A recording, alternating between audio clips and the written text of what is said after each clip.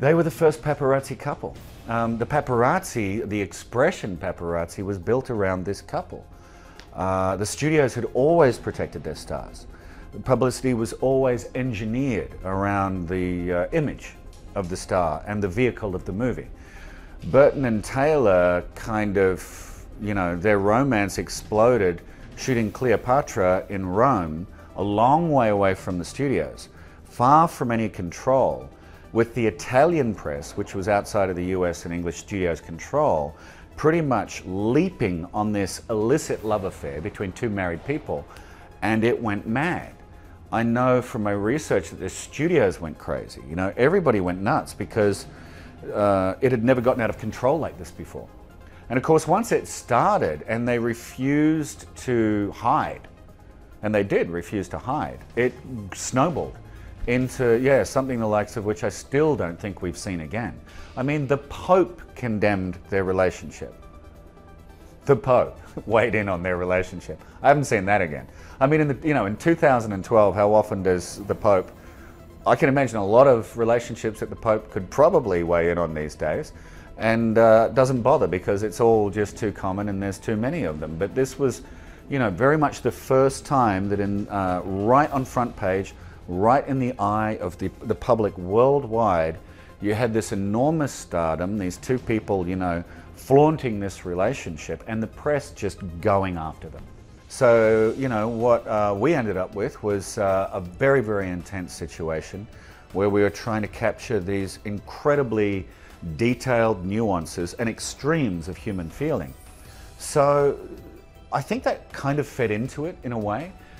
In terms of shooting the movie, there wasn't a scene between Lindsay and I that was casual, that was honey past the salt, or would you like sugar with that? It was, everything was enormous, everything was key.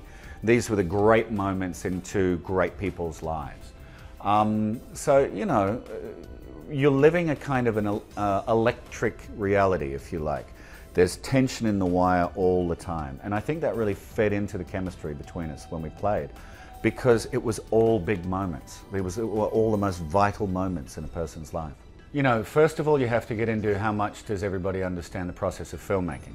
I mean, Lindsay had 61 costume changes and, 19 wig changes.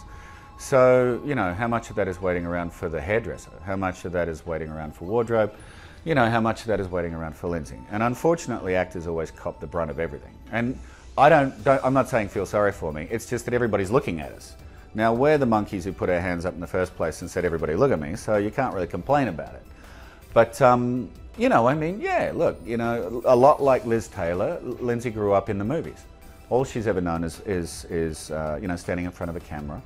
And from my experience with people who have grown up acting, there's a kind of a similar paradigm at work where they kind of take their time because it's their life. It's, where they did their homework, where they did their school, where they did their, after school, where they fell asleep was in their trailer.